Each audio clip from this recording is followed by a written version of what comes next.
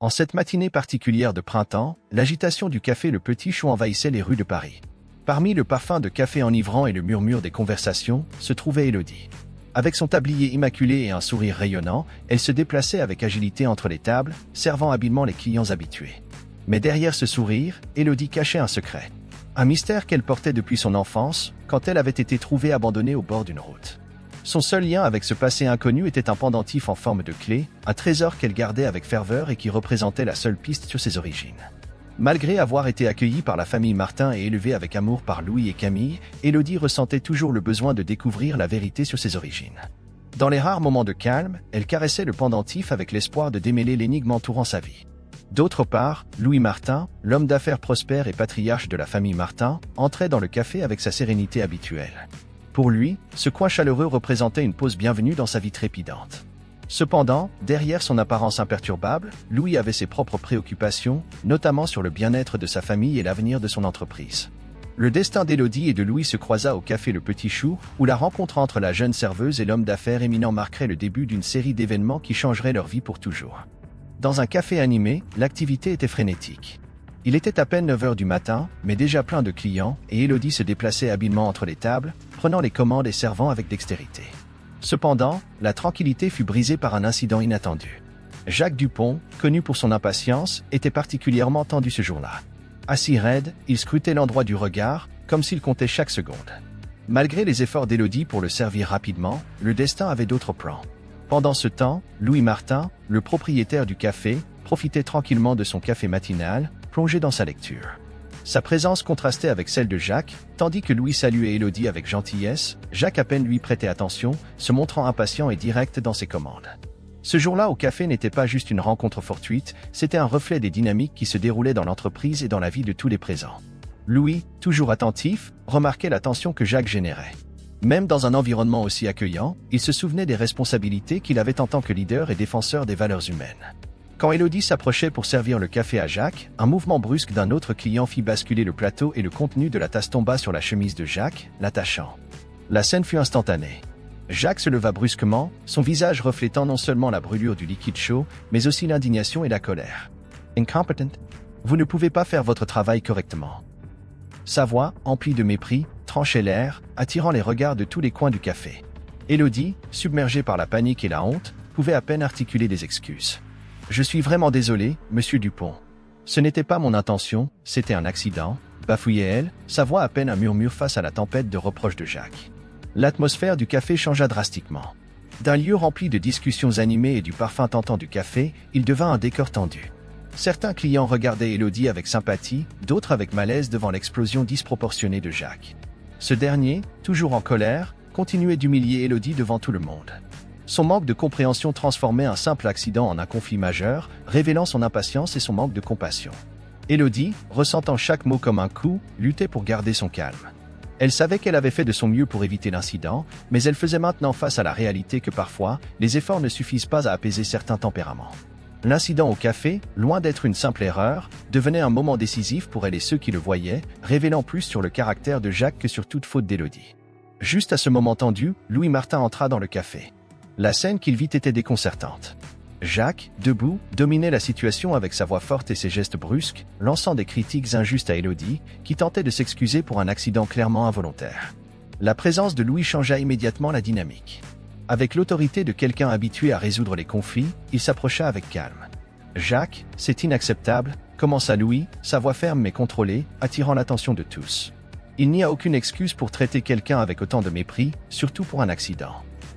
Jacques, surpris par l'intervention de Louis, tenta de se justifier, mais resta sans voix devant la fermeté morale de Louis.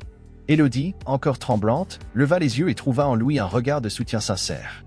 Por un instante, en medio del bullicio del café, Élodie y Louis compartieron una conexión silenciosa pero profunda. « Je suis vraiment désolé de ce qui s'est passé, monsieur Martin », réussit-elle à dire, sa voix encore chargée de la tension du moment. « Vous n'avez pas à vous excuser, Élodie », répondit Louis avec une gentillesse rassurante. Les accidents arrivent, et comment nous réagissons à eux en dit long sur nous.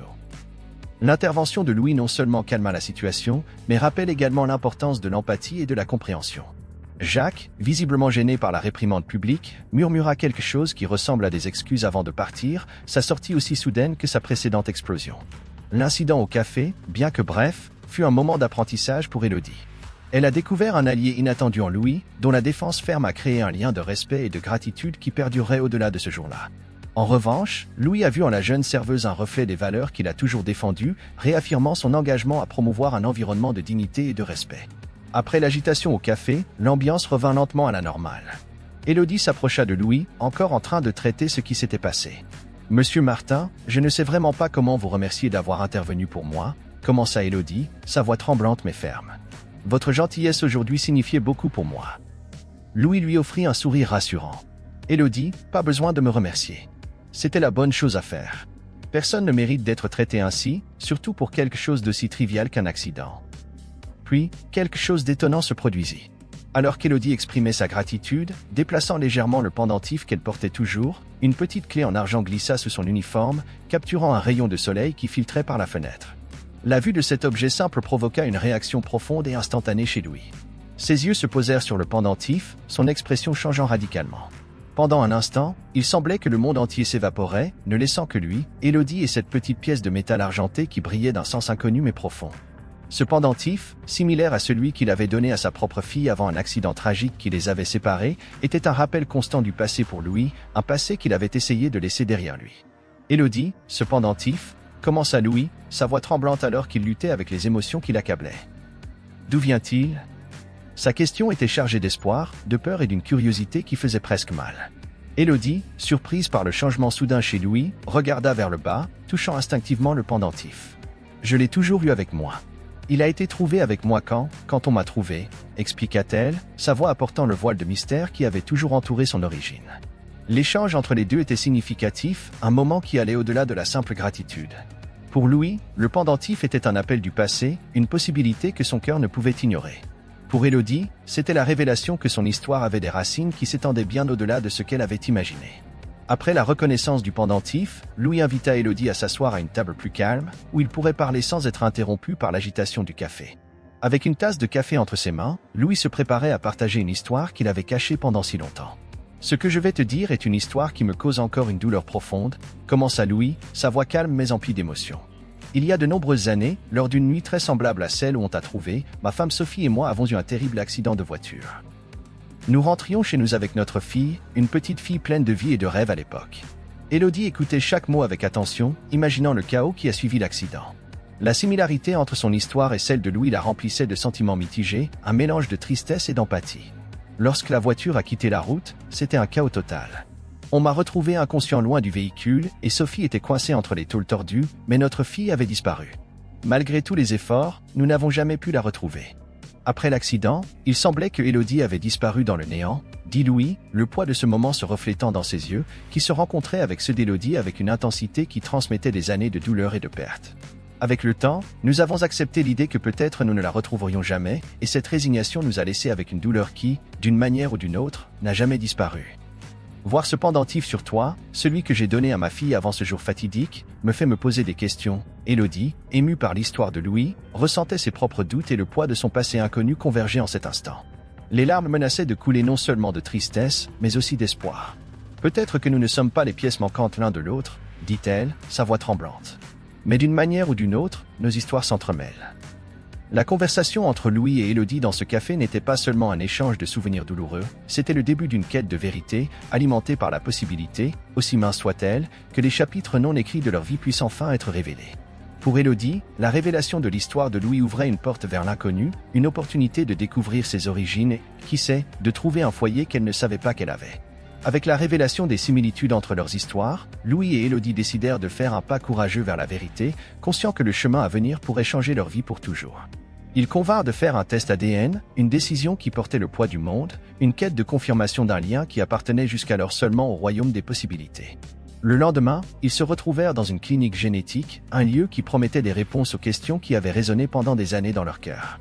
Alors qu'ils remplissaient les formulaires nécessaires, ils échangeaient des regards pleins d'espoir et d'anxiété, chacun plongé dans ses pensées sur l'avenir et ce qu'il pourrait réserver. Le processus s'avéra étonnamment simple. Un prélèvement rapide, mais qui portait la complexité de toute une vie d'énigmes sans réponse, partagea Louis, essayant d'offrir un réconfort dont il avait autant besoin qu'Élodie. « Je veux que tu saches, Élodie, que je suis là. Nous affronterons cela ensemble, assura-t-il. Profondément émue par la générosité et le soutien de Louis, Élodie acquiesça simplement, ressentant une connexion avec cet homme qui, il n'y a pas si longtemps, était un parfait inconnu. C'était curieux comment en si peu de temps leur vie s'était entrelacée si profondément. Les jours suivants testèrent la patience et la résistance émotionnelle de chacun. Le temps semblait se comporter de manière capricieuse, parfois passant trop rapidement et d'autres fois s'écoulant lentement. Élodie et Louis cherchaient du réconfort dans leur routine quotidienne, mais l'attente du résultat du test ADN éclipsait tout le reste dans leur vie. Élodie était souvent absorbée, son travail au café interrompu par des moments de profonde réflexion, tandis que Louis luttait pour rester concentré sur ses responsabilités commerciales. Le poids de l'incertitude était constant, leur rappelant que leur vie pourrait être au bord d'un changement irrévocable. Enfin, le jour tant attendu arriva. La clinique les informa que les résultats étaient prêts et Élodie et Louis convenurent de les recevoir ensemble. La rencontre fut marquée par un silence tendu, le calme avant la possible tempête émotionnelle. Assis côte à côte dans la salle d'attente de la clinique, leurs mains tremblaient légèrement, reflétant la tempête intérieure à laquelle ils étaient confrontés. C'était le moment de vérité, l'instant où toutes leurs questions, espoirs et craintes seraient confrontées à la réalité. La période d'attente pour le résultat du test ADN n'était plus qu'un simple compte à rebours, c'était un moment de réflexion et de préparation pour ce que l'avenir leur réservait, un avenir qui, quel que soit le résultat, avait déjà commencé à tisser de nouveaux liens entre eux.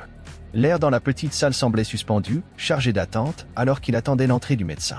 La porte s'ouvrit enfin, et avec quelques pas dans la salle, le médecin portait une enveloppe scellant le destin de leur recherche, un morceau de papier contenant des vérités capables de transformer le vide en plénitude, l'incertitude en certitude.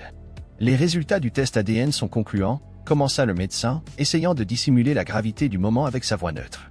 Il fit une pause, regardant Louis puis Élodie. « Élodie, tu es sans aucun doute la fille de Louis et Sophie Martin. » La salle est tombée dans un silence épais alors que les mots du médecin résonnaient, déclenchant un mélange d'émotions chez Louis et Élodie. Louis ressentit un soulagement et une joie si intense qu'ils le laissèrent momentanément sans voix, les mains tremblantes alors qu'il cherchait du soutien sur la table devant lui. Élodie, quant à elle, resta immobile, le choc initial cédant la place à une vague de compréhension accablante, faisant perler des larmes dans ses yeux. C'était un moment de véritable libération. Les barrières érigées par des années de doute et d'incertitude s'effondraient devant la réalité présentée par ce simple bout de papier. Louis tendit sa main, rencontrant celle d'Élodie, un geste qui symbolisait non seulement le soutien, mais aussi la réunion d'une famille séparée. « Je et une famille », réussit à dire Élodie, sa voix entrecoupée par l'émotion. Louis acquiesça simplement, incapable de parler, ses yeux également remplis de larmes. L'émotion de ce moment se répandit au-delà de la salle de la clinique, culminant en une rencontre avec Sophie. La nouvelle de la confirmation avait été partagée par Louis, préparant Sophie pour le moment qui changerait sa vie une fois de plus. Lorsqu'Élodie arriva à la maison des Martin, elle fut accueillie par Sophie à bras ouverts et des larmes coulant librement, une expression de joie. Serrant Élodie contre elle, Sophie dit « Tu es revenue vers nous ». La confirmation du test ADN n'était pas seulement la fin d'une quête, c'était le début d'un nouveau voyage pour Élodie, Louis et Sophie. Un voyage de redécouverte, de construction de nouveaux souvenirs et de renforcement de liens qui, bien que mis à l'épreuve par le temps et la tragédie, se sont avérés indéfectibles. Ce jour-là, la famille Martin fut restaurée, unie non seulement par le sang, mais aussi par une profonde gratitude pour le cadeau qui leur avait été fait, la chance d'être à nouveau une famille complète. Avec la confirmation de sa véritable identité, Élodie se retrouvait au bord d'une nouvelle existence. La transition vers la vie en tant que membre de la famille Martin et de l'entreprise de Louis promettait d'être un voyage rempli de découvertes et de défis. Chaque jour apportait son lot d'émotions, de la joie enivrante de faire enfin partie d'une famille, à l'anxiété naturelle face à l'inconnu. Les premiers jours d'Élodie chez les Martin ont été remplis de surprises et d'émotions. Chaque conversation avec Camille, chaque repas en famille, chaque rire partagé semblait renforcer davantage le lien qui les unissait. Camille, avec sa douceur infinie, s'efforçait de faire sentir à Élodie qu'elle était accueillie et aimée, partageant des histoires du passé et des rêves pour l'avenir. Louis, pour sa part, offrait un soutien constant, étant un guide sage et patient au milieu des émotions auxquelles Élodie était confrontée.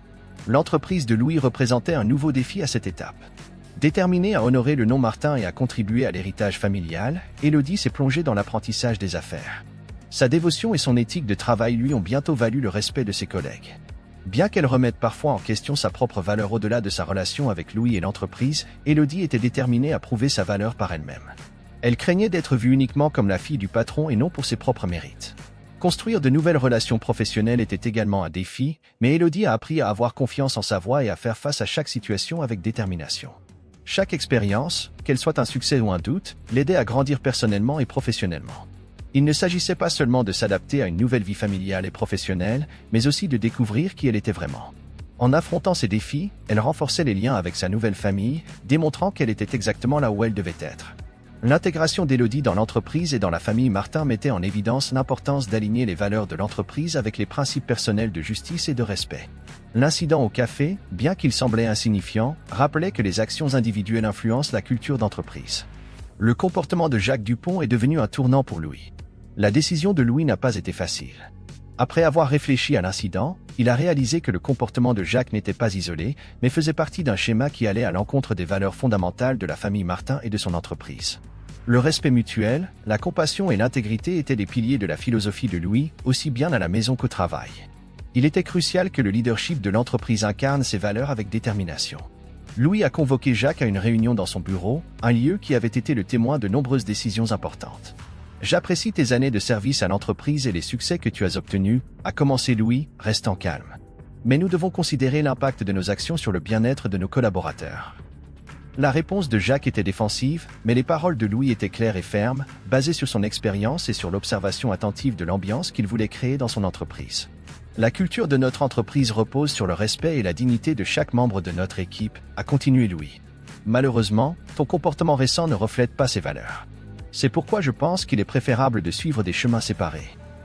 La décision de retirer Jacques de son poste de vice-président a été communiquée à l'entreprise avec la même sérénité et fermeté qui caractérisait toutes les actions de Louis. Bien que le départ d'un cadre supérieur ait suscité des remous dans l'organisation, le message était clair, l'intégrité et le respect étaient non négociables. Pour Élodie, l'action de son père démontrait non seulement son caractère exceptionnel, mais lui rappelait également le type de leader qu'elle aspirait à être. L'action de Louis a réaffirmé l'engagement envers une culture d'entreprise qui valorisait chaque individu, une leçon qu'Élodie emporterait avec elle alors qu'elle trouvait sa place dans l'entreprise et dans le monde. Le retrait de Jacques de son rôle de direction n'était pas seulement la fin d'un chapitre tumultueux dans l'histoire de l'entreprise, mais aussi une étape vers un avenir où les valeurs essentielles de la famille Martin guideraient aussi bien à l'intérieur qu'à l'extérieur de l'entreprise. Les améliorations qu'Élodie a impulsées dans l'ambiance de travail ont résonné au-delà des limites de l'entreprise, illuminant le legs des Martin d'une manière nouvelle. La famille, autrefois marquée par la tragédie de la séparation, brillait désormais comme un symbole d'unité et de force, tant sur le plan personnel que professionnel. Les liens renouvelés ne se limitaient pas à reconstruire des relations familiales ou à l'ascension d'Élodie à un poste influent dans l'entreprise. Il s'agissait du pouvoir transformateur de l'amour, de l'empathie et de l'engagement envers les valeurs qui définissent notre essence. En embrassant son rôle dans la famille et dans l'entreprise, Élodie est devenue un phare d'espoir et une preuve vivante que, peu importe les défis auxquels nous sommes confrontés, nous pouvons construire un avenir plus brillant et plus juste pour tous.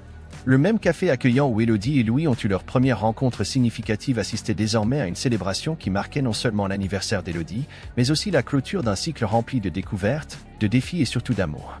Le café était décoré spécialement pour l'occasion, avec des ballons et des fleurs ajoutant des couleurs vives à l'ambiance déjà familière. Amis, collègues de travail et bien sûr, Sophie et Louis entouraient Élodie, chacun partageant la joie de ce moment spécial. L'atmosphère était légère, avec des rires et des conversations animées, mais elle était aussi chargée d'une profondeur émotionnelle que seuls ceux qui ont partagé un voyage aussi singulier pourraient comprendre. En observant autour d'elle, Élodie se sentait submergée d'une profonde gratitude. L'opportunité de célébrer son anniversaire avec sa famille, quelque chose de si banal pour beaucoup mais qu'elle n'avait jamais cru possible pour elle, était un cadeau qu'elle appréciait plus que les mots ne pourraient l'exprimer. Chaque étreinte, chaque félicitation, chaque sourire partagé cette nuit renforçait le sentiment d'appartenance et la joie d'être entourée de personnes qui l'aimaient vraiment. Quand vint le moment de souffler les bougies, Élodie fit une pause, se permettant un moment de réflexion. Son esprit passa rapidement en revue les événements de la dernière année, de la révélation inattendue de ses origines au défi de s'intégrer à la vie de la famille Martin et d'assumer un rôle actif dans l'entreprise. Chaque expérience, chaque obstacle surmonté, a contribué à son développement personnel et professionnel, la façonnant. Elle souhaitait que l'avenir apporte plus de moments comme celui-ci, des moments d'union, de bonheur et d'amour partagé. L'éclat d'espoir dans ses yeux reflétait non seulement la satisfaction du chemin parcouru, mais aussi l'anticipation optimiste de ce qui était encore à venir. C'était la conclusion parfaite pour cette célébration au café. Le point de départ signifiait plus que la simple fin d'un chapitre dans la vie d'Élodie, il marquait le début d'un nouveau, plein d'opportunités encore inconnues. Avec sa famille et ses amis à ses côtés, Élodie se sentait prête à affronter l'avenir, avec tous ses défis et ses joies à découvrir. L'histoire d'Élodie Martin, pleine de rebondissements inattendus, de découvertes et de précieuses leçons, se termine avec un sentiment d'accomplissement complet. Mais plus qu'une clôture, c'est une invitation à réfléchir sur le pouvoir de la résilience humaine, l'importance de la famille et la capacité d'aimer et d'être aimé. Ainsi, avec des cœurs débordants d'espoir et des regards tournés vers l'horizon, la famille Martin avance unie vers un nouveau chapitre de leur vie. Alors que les jours passaient et que les défis étaient surmontés, Élodie trouvait non seulement un foyer, mais aussi un dessein. Son voyage d'autodécouverte et d'intégration dans la famille Martin est devenu une source d'inspiration pour tous ceux qui l'entouraient. En embrassant son rôle dans l'entreprise et en renforçant ses liens familiaux, Élodie montrait au monde l'importance de la résilience, de l'amour et de la détermination. Chaque obstacle surmonté était un témoignage vivant de sa force intérieure et de sa capacité à affronter l'inconnu avec courage et gratitude. Son histoire n'était pas seulement un récit de victoire, mais aussi un rappel puissant que, avec amour et soutien, il est possible de construire un avenir lumineux, peu importe à quel point le passé a été difficile. En suivant l'excitant voyage d'Élodie, nous sommes rappelés de la beauté de la vie et du pouvoir de la famille pour nous soutenir dans les moments les plus difficiles. Alors, n'oubliez pas de laisser votre like et de vous abonner à la chaîne History de la vie pour plus d'histoires inspirantes comme celle-ci. Ensemble, nous pouvons continuer à célébrer la résilience et l'amour qui nous rendent vraiment humains.